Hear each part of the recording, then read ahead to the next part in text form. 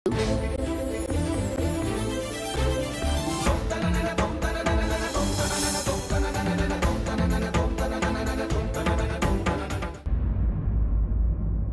అనవసరంగా మనందరి time waste చేస్తున్నావు? నా మాట విని ఓడిపోయానని ఒప్పుకొని ఇక్కడి నుంచి వెళ్ళిపో. ఎందుకంటే నువ్వు ఈ సాక్ష్యాన్ని వెతకలేవు. 24 గంటలు గడిచాక ఇవాల్టి కంటే ఎక్కువగా అవమానాలు పడాల్సి ఉంటుంది. నువ్వు నా గురించి ఆలోచించాల్సిన అవసరం ఏమీ లేదు. ఇంకా గెలుపు ఓటముల విషయమే రాదు, ఎందుకంటే ఇది నాకు ఛాలెంజ్ కాదు, కానీ ఇదొక అవకాశం. అమ్మమ్మ కరెక్ట్ అని నిరూపించడానికి ఏం నిరూపించాలనుకున్నానంటే ఆవిడ ఏదైతే నిర్ణయం తీసుకున్నారో నన్ను ఇంటి కోడలుగా చేయడం అది తప్పు కాదు అని. నేను నా కోసం కాదు ఆయన కోసం ఇలా చేస్తున్నాను. ఏదో ఒక మూల ఆయనకు కూడా అనిపిస్తోంది ఈ వీడియో ఫేక్ అని. ఎప్పుడైతే ఒకరి ఆశ ఒకరి నమ్మకం దొరుకుతుందో వేరే వాళ్ల నీచ ఉద్దేశం ఎప్పటికీ సఫలం కాదు. నా వల్ల ఆయన ఎంతో బాధపడ్డారో నేను ఆ బాధని సంతోషంగా మార్చి తీరుతాను. నువ్వు సరిగ్గా వినలేదనుకుంటా. అభి ఏం చెప్పాడు? అభికి సాక్ష్యం కావాలి, అది నువ్వెప్పటికీ తీసుకురాలేవు. అందుకే నోరు మూసుకొని ఇక్కడి నుంచి వెళ్ళిపో. ఒకవేళ కనుక జరుగుంటే నోరు మూసుకొని వెళ్ళిపోయేదాన్నేమో, కానీ నేను నీలాంటి దాన్ని కాదు. నా దృష్టిలో నాకు నా కుటుంబానికి ఉన్న గౌరవం చాలా విలువైనది. దాన్ని నిలబెట్టుకోవడానికి నేనేదైనా చేయగలను.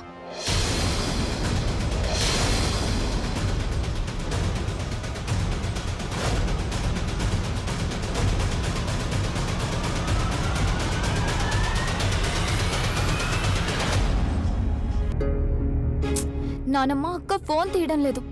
అసలు ఇక్కడేం జరుగుతుందో? అరే నువ్వు నెమ్మదిగా మాట్లాడు.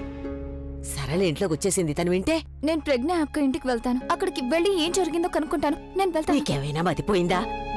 తెలుసు కదా సరళకి ఎలాంటి చెడ్డ అలవాటు ఉందో. రోజంతా అది గదులే వెతుకుతూ ఉంటుంది. నువ్వు ఒక పని చెయ్యి, మళ్ళీ ఒకసారి ప్రజ్ఞకు ఫోన్ చెయ్యి. చెయ్యిప్పుడు. సరే నానమ్మ.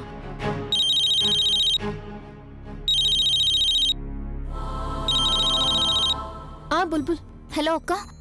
అక్క నువ్వు బానే ఉన్నావు కదా? నీకు తెలుసా మేమెంత టెన్షన్ పడుతున్నావు ఇక్కడ? అసలు అక్కడ ఏం జరుగుతుందో అని. చూడు, అమ్మకి ఇప్పటి వరకు ఏం తెలియదు కదా? లేదు, మేము అమ్మకి చెప్పకుండా దాచిపెట్టాం. కానీ అక్క అక్కడంతా క్షేమమే కదా? నేను బావగారు ఏమన్నారు? ఆయన నాకు 24 గంటల సమయం ఇచ్చారు. 24 గంటల్లో మొత్తం జీవితాన్ని కాపాడుకోవాలి. అంటే నాకు అర్థం కాలేదు. ఎందుకంటే ఆ వీడియోని అమ్మమ్మ చూశారు. దాంతో ఆవిడ పరిస్థితి అస్సలు బాలేదు.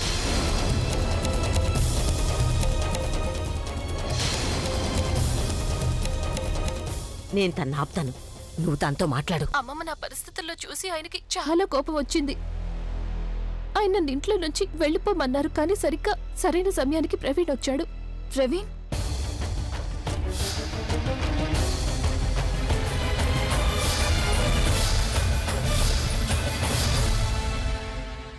ఏంటి ఇవన్నీ ప్రవీణ్ అన్నాడా? అవును బుల్బుల్. తను ఎంత పెద్ద రిస్క్ తీసుకున్నాడంటే ఆయనకి ఎదురుపడ్డాడు, కేవలం నన్ను కాపాడ్డానికి. నువ్వు తన గురించి ఏమనుకుంటున్నావో నాకు తెలీదు, కానీ ఇప్పటికీ తను నిన్నే ప్రేమిస్తున్నాడు అనిపిస్తోంది. నీ ప్రేమ అనుకుంటాను, దానివల్ల నాకు సాయం చేయడానికి వచ్చాడు. బుల్బుల్, నువ్వు ఎవరిని ప్రేమిస్తున్నావో తను నువ్వు కష్టాల్లో ఉంటే చూడలేడు, అందుకే నాకు సాయం చేశాడు. నాకు ఆనందం ఏమిటంటే తన వల్ల నాకు అవకాశం దొరికింది. కానీ బుల్బుల్, మీరిద్దరూ నా వల్లే విడిపోవాల్సి వచ్చింది. అక్క ప్లీజ్, ఇప్పుడు నువ్వు ఇవన్నీ ఆలోచించుకో. నీ దగ్గర కేవలం 24 గంటలే ఉన్నాయి. నువ్వు ఏదో ఒక విధంగా నిరపరాధవని తప్పకుండా ప్రూవ్ చేయి. ఎంత గౌరవంతో ఆ ఇంటికి వెళ్ళావో అంత గౌరవం నువ్వు తిరిగి పొందాల్సిందే అక్క. దానికోసం నువ్వేం చేయాల్సి వచ్చినా చేయి. నువ్వు కరెక్ట్ గా చెప్తున్నావు బుల్బుల్.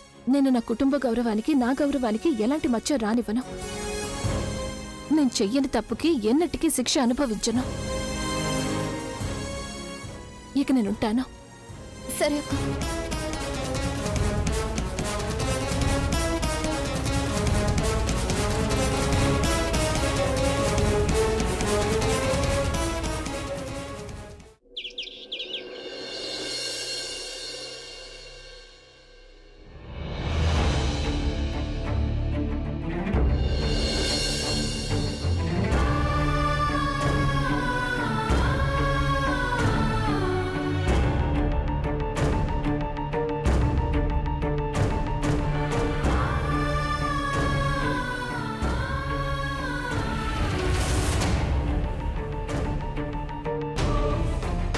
నీకు కేవలం ఛాన్స్ ఇచ్చానంతే, పర్మిషన్ కాదు. నీ మనసుకు ఏమనుకుంటే అది చేయడానికి.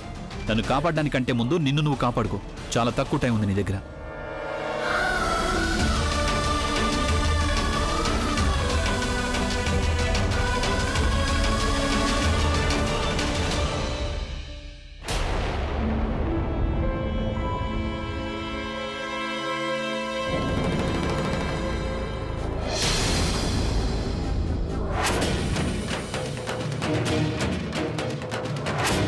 ఒకవేళ నేను ఈ బాల్ బేరింగ్స్ వల్ల పడిపోలేదు కదా, అయినా ఇవి ఇక్కడ ఎలా పడ్డాయి? ఇవి పడ్డాయా లేక పడేలా ఎవరైనా చేశారా?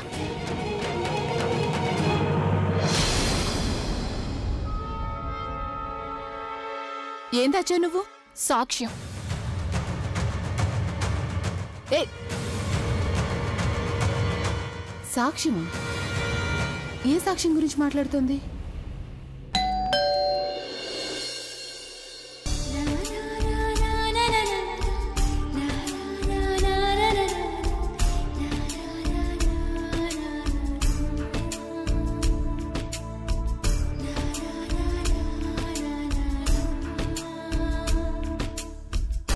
Thank you Praveen. ప్రవీణ్, మా అక్కని కాపాడి నువ్వెంతో పెద్ద హెల్ప్ చేశావు. నేను ఇంకా ఆలోచిస్తూనే ఉన్నాను అక్కకి ఎలా హెల్ప్ చేయాలి అని. కానీ నువ్వు నీ ప్రాణాలు కూడా లెక్క చేయకుండా మా అక్కని కాపాడా. ప్రవీణ్, నాకు నేనే దూరంగా ఉంటూ వచ్చాను, కానీ నువ్వు ఒక ఫ్యామిలీ లాగా. Thank you so much Praveen. నేను ఈ హెల్ప్ ని ఎప్పటికీ మర్చిపోలేను. Thank you so much.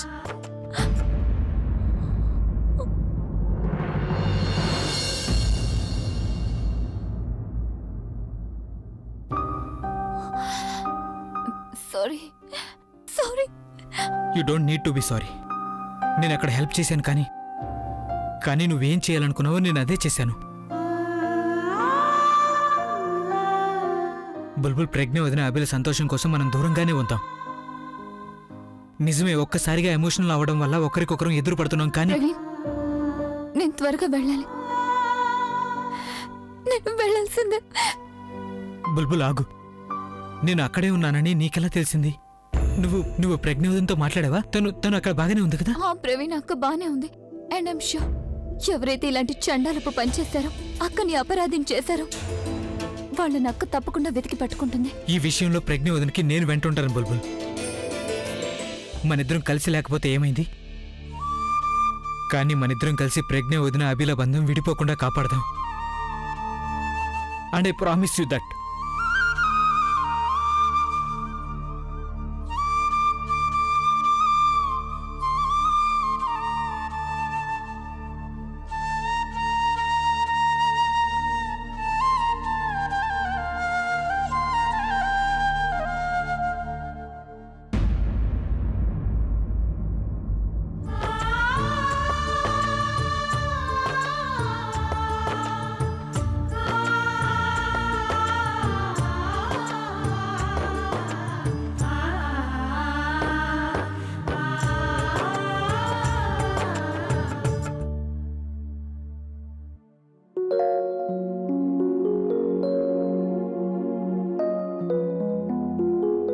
ఏమైంది బంటి? అరే పిన్ని, మేం మా స్కేట్స్ ఎప్పుడు అక్కడే పెడతాం, కానీ ఇవాళ దొరకటం లేదు. సరిగ్గా వెతకండి, దొరుకుతాయి. దొరికాయి. ఎస్, ఇప్పుడు పద రేస్ పెట్టుకుందాం. ఈ అసలు కదలటం లేదు. ఏ చూడ్ని.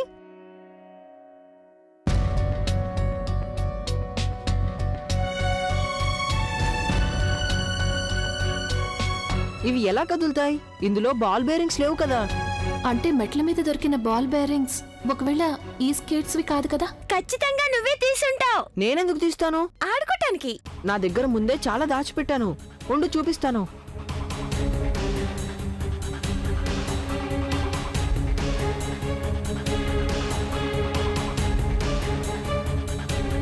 బాక్స్ ఖాళీగా ఉందే.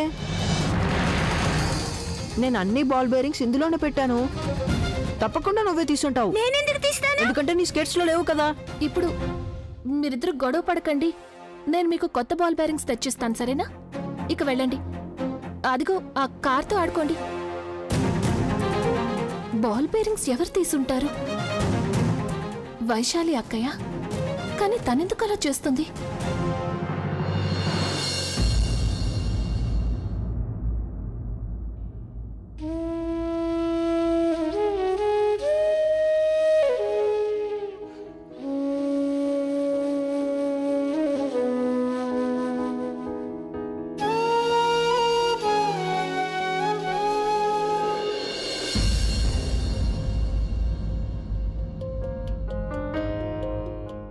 ఎక్స్క్యూజ్ మీ, గ్లూకోజ్ బాటిల్ మార్చాలి. ఇంకా మందులు ఇవ్వాల్సిన టైం కూడా అయ్యింది. సారీ, కాస్త కళ్ళు మూతపడ్డాయి. మీరిస్తారా లేక నేనివ్వనా? నేను ఇప్పుడే ఇస్తాను.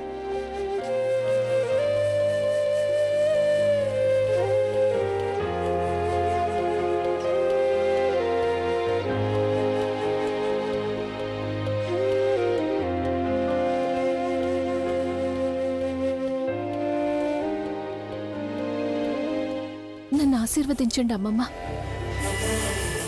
నన్ను నేను నిరపరాధి అని నిరూపించుకోవాలి. నాకు తెలుసు మీరు స్పృహలో ఉంటే తప్పకుండా ఆశీర్వదించేవారు. ఎందుకంటే మీకు నా మీద నమ్మకం ఉంది. ఇప్పుడు అదే నమ్మకం నాకు మనస్థైర్యాన్ని ఇస్తుంది.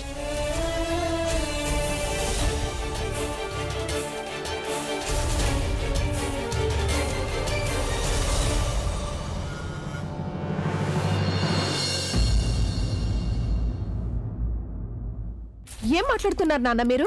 నేను కార్పొరేటర్తో మాట్లాడాను. ముందు అతను ఫోన్ తీయలేదు. ఫోన్ తీసినప్పుడు రాజ్ కేసుకి తనకి ఎలాంటి సంబంధం లేదన్నాడు. ఆ గొడవలో తను రాకూడదనుకున్నాడు. అంతేకాదమ్మా, రాజ్ బెయిల్ కోసం తను డబ్బు ఇవ్వనన్నాడు. ఇకపై ఎటువంటి హెల్ప్ చేయనన్నాడు. అసలు అలా ఎలా చేయగలడు అతను? తను చెబితేనే కదా రాజ్తో సైన్ చేయించాను. మరిప్పుడు? అమ్మా, నేను ఇదే కాదు, బిల్డర్తో కూడా మాట్లాడాను. బిల్డర్ కూడా మనకి హెల్ప్ చేయకూడదని అనుకుంటున్నాడు. తను ఏమంటున్నాడంటే, ఇప్పటికే నేను కార్పొరేటర్కి డబ్బులు చిరుకొని ఉన్నాను, ఇంకా డబ్బు ఇచ్చి తన ప్రాబ్లం కొందెచ్చుకోవాలనుకోవడం లేదన్నాడు. నాన్న, వీళ్ళంతా అవకాశం చూసుకుని జారుకున్నారు. వాళ్ళ పని అయిపోగానే అందరికందరూ నేను వీళ్ళని వదిలిపెట్టను.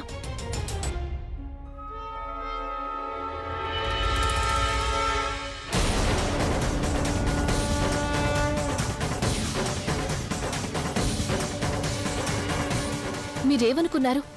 మీరు చాలా తెలివిగల వాళ్ళు, ఎవరికి ఏమీ తెలియదనుకున్నారా? కానీ తోడేళ్ల గుంపులో కూడా నల్ల తోడేళ్లు దూరం నుంచే కనిపిస్తుంది. నువ్వేమంటున్నావు నాకేం అర్థం కావడం లేదు.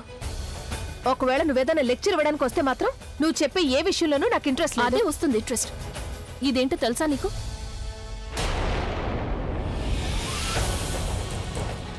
నీ మొహంలో మారుతున్న రంగులు చెప్తున్నాయి. అంటే నా అనుమానం నిజమేనని. మీరే ఆ ఎంఎంఎస్ ని తయారు చేసి నన్ను ఇరికించాలని చూశారు అని. ఏంటి నోటుకొచ్చినట్టు మాట్లాడుతున్నావు? ఏం ఆగుతున్నావు? ఈ బాల్ బేరింగ్స్ ఏవైతే చూపిస్తున్నావో దానికి ఎంఎంఎస్ కి సంబంధం ఏంటి? సంబంధం ఉంది. ఎందుకంటే ఇవే బాల్ బేరింగ్స్ వల్ల నేను మెట్ల మీద నుంచి జారాను. బంటి బబ్లీలో రోలర్ స్కేట్స్ కూడా చూశాను. దాంట్లో నుంచి బాల్ బేరింగ్స్ మాయమయ్యాయి. దీనివల్ల నాకు అర్థమైంది ఏంటంటే, నీ ఉద్దేశం ఈ బాల్ బేరింగ్స్ నేనే మెట్ల మీద వేశానంటవా? దానివల్ల నువ్వు పడిపోవాలని ఇదే కదా నువ్వు చెప్పాలనుకున్నది? ఇక చాలు ప్రజ్ఞ, విసుగొచ్చింది నాకు ఈ పిల్లల స్కేట్స్ తో. వాటిలోంచి ఎప్పుడు పడితే అప్పుడు ఆ బాల్ బేరింగ్స్ పడిపోతుంటాయి. ఒకవేళ రేపు ఎప్పుడైనా నౌకరు కూడా కింద పడ్డాడనుకో, వాడు కూడా వచ్చి నన్నే అంటాడు, వైశాలి అక్కయ్య ఇదిగో చూడండి, మీ పిల్లల స్కేట్స్ నుంచి బాల్ బేరింగ్స్ పడిపోయాయి, మీదే తప్పని కూడా అంటాడు. అరే వాళ్ళు పిల్లలండి, ఆడుతూ ఉంటారు, ఇల్లంతా స్కేట్స్ తో తిరుగుతుంటారు, బాల్ బేరింగ్స్ పడుతుంటాయి. అంత మాత్రం నేను వాళ్ళ వెనకాల తిరుగుతూ పడిపోయిన బాల్ బేరింగ్స్ తీసి పెట్టాలా ఏంటి? అరే ఇంట్లో నేను చేయాల్సిన పనులు చాలా ఉన్నాయి. అయినా బై ద వే, అభి నీకు 24 గంటలు టైం ఇచ్చింది నిన్ను నువ్వు కాపాడుకోవడానికి, సాక్ష్యాలు వెతుక్కోవడానికి, వేరే వాళ్ళ మీద అభాండాలు వేయడానికి కాదు. ఒకవేళ నువ్వు ఇదే విధంగా చేసావంటే నేను నీ ఎంఎంఎస్ తయారు చేస్తాను, అది అభికి చూపిస్తాను. 24 గంటల కంటే ముందే నిన్ను బయటికి గంటేస్తాడు.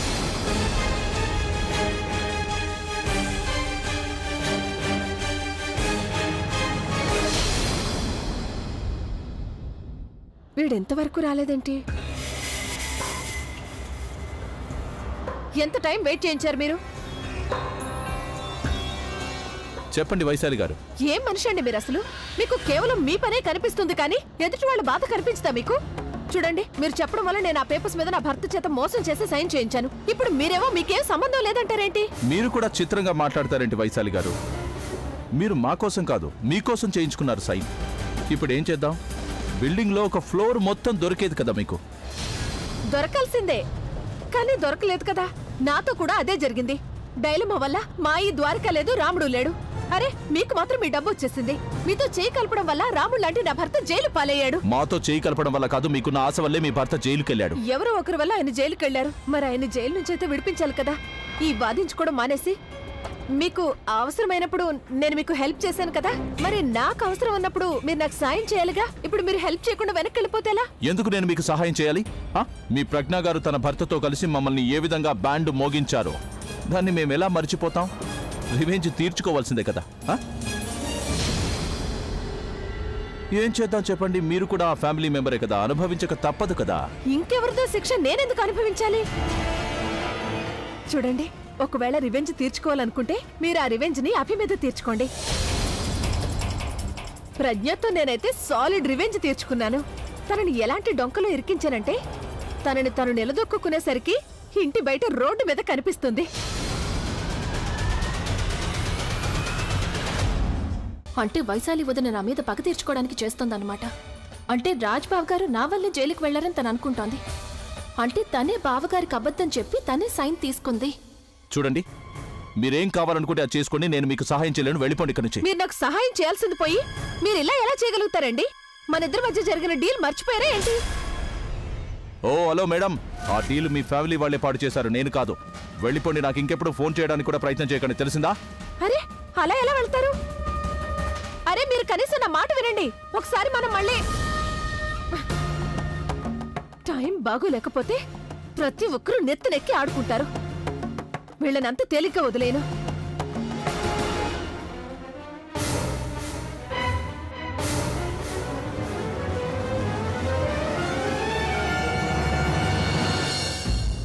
ప్రపంచంలో ఉన్న వెధవలంతా నాకే ఎదురవుతారు. అరే, నా అదృష్టంలోనే ఇలా రాసిపెట్టుంది.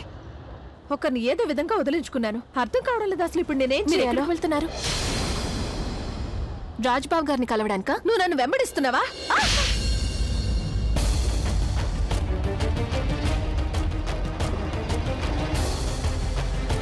నేనెప్పుడు పెద్దవాళ్ల మీద చెయ్యెత్తను, కానీ పెద్దవాళ్లు దిగజారిపోయే పనులు చేస్తే తప్పనిసరి పరిస్థితుల్లో చెయ్యి ఎత్తాల్సొస్తుంది. అయినా నువ్వు చేసింది తెలుసుకున్నాక ఈ చెంపదెబ్బ వల్ల నీకే తేడా ఉండదని నాకు తెలుసు. బుద్ధి ఎలాగో రాదు, కానీ ఇది చాలా అవసరమైంది. నువ్వందరి ముందు అబద్ధం చెప్పావు, కానీ అసలు నిజమేంటో నాకు పూర్తిగా తెలిసిపోయింది. నువ్వు నా మీద నింద వేశావు కదా, నా వల్లే రాజ్బాబు గారు జైలుకి వెళ్లారని. నిజానికి రాజ్బాబు గారు నీ వల్ల జైలుకి వెళ్లారు. ఏంటి ఏంటి పిచ్చిగా వాగుతున్నావు? ప్లీజ్ ఇంకా అబద్ధాలు చెప్పకక్కయ్యా. నేను నువ్వు కార్పొరేటర్తో మాట్లాడుతున్నదంతా విన్నాను. అసలు నువ్వేం భార్యవి? స్వయంగా నువ్వే నీ భర్తని జైలుకు పంపించావు. వెధవ సంతోషాల కోసం నీకున్న అతి పెద్ద సంతోషాన్ని వదిలేసుకున్నావు. అది దేనికోసం? నిన్ను నువ్వు రక్షించుకోవడానికా? నిన్ను నువ్వు కాపాడుకోవడానికి ఇంతగా దిగజారిపోతావా? ఎన్ని అబద్ధాలు చెప్పడం వల్ల ఏమొచ్చింది? నువ్వేమీ పొందలేకపోయావు, ఇంకా పోగొట్టుకున్నావు. నీ సుఖ సంతోషాలని, నీ భర్త పరువుని, ఇంకా ఒకవేళ ఆయనకి సంగతి తెలిసిందంటే ఆయన నమ్మకాన్ని కూడా పోగొట్టుకుంటావు. నీ కారణంగా ఆయన జీవితాంతం సంపాదించుకున్న పరువు పోయింది అని. అప్పుడు కూడా నీకు సిగ్గు రాదు. ఆయన సిగ్గుపడతారు నిన్ను తన భార్య అని చెప్పుకోవడానికి. నీకు కనీసం తల్లి అన్న సంగతి కూడా గుర్తులేదా? మీ పిల్లలు ఏమైపోతారు అని. వాళ్ళ ఫ్యూచర్ కోసం వాళ్ళ తండ్రిని కూడా దూరం చేస్తున్నారు. అప్పుడు వాళ్లతో కళ్ళెత్తి మాట్లాడగలరా? ఒక తల్లిగా, భార్యగా కాదు, కనీసం మనిషిగా చెప్పుకోవడానికి కూడా అర్హత లేదు. నేనెంత పిచ్చిదాన్ని స్వయంగా మిమ్మల్ని సాయం అడిగాను. మీరు నన్నే నాశనం చేయాలనుకున్నారు. మీరు నా పేరు చెప్పి సురేష్ని ట్యూషన్ కోసం ఒప్పించారు. దాని తర్వాత ఇంట్లో ఎవ్వరూ లేనప్పుడు బంటి బబ్లీల బొమ్మల్లో నుంచి బాల్ బేరింగ్స్ తీసి మెట్ల మీద వేశారు. ఎందుకంటే నేను కింద పడి. లేదక్కయ్య, నువ్వు చేసిన మొదటి తప్పేంటంటే నువ్వు రాజ్బాబు గారిని జైలుకు పంపించావు. ఇక రెండవ తప్పు, నన్ను ఇరికించావు. అసలు నువ్వు ఇలా ఎలా చేయగలిగావు? నిన్ను నువ్వు కాపాడుకోవడానికి ఇంతగా దిగజారిపోతావా? కొంచెం కూడా ఆలోచించలేదా? నీకిలా అంతా జరగడానికి కేవలం నువ్వే బాధ్యురాలివి. నువ్వు చెప్పిన అబద్ధాలున్నాయి చూడు, అలాగే ఎంత నీచమైన పని చేశావంటే దానికి నీకు ఆ భగవంతుడు ఎలాంటి శిక్ష వేస్తాడో అది నాకు కూడా తెలీదు.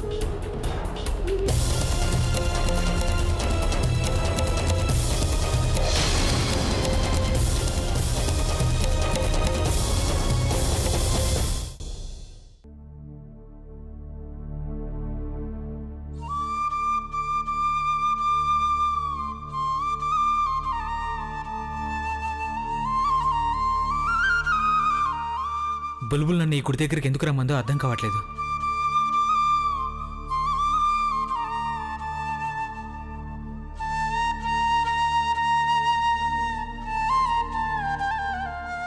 ఈ గుడి, ఈ మండపం, I think this is right. భగవంతుడు కూడా మన పెళ్లి జరగాలని కోరుకుంటున్నాడేమో. లేదు, నేను ఆ విషయాలు అసలేమీ ఆలోచించకూడదు. బుల్బుల్కి అసలు ఆ ఆలోచన కూడా లేదనుకుంటా. కానీ ఒకవేళ తను కూడా ఇవన్నీ ఆలోచిస్తుంటే?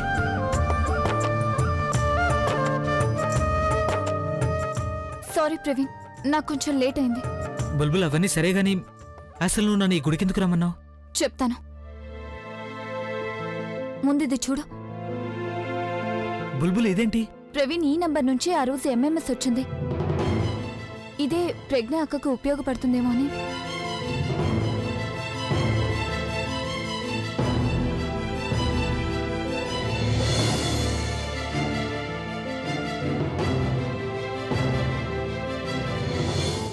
ఒకవేళ ఆ రోజు ప్రజ్ఞ వదిన అభి రాకుండా ఉంటే ఈ వేళ మన బంధం వేరేగా ఉండేది. ప్రవీణ్, ఇప్పుడు నువ్వు ప్రవీణ్ ఏం ఆలోచిస్తున్నావు నువ్వు? ఏం లేదు, నేను ఆలోచిస్తుంది ఎవరు మనల్ని వీటన్నిటి నుంచి బయటపడేయగలుగుతాడు, మనకి సాయం చేయగలుగుతాడు అని.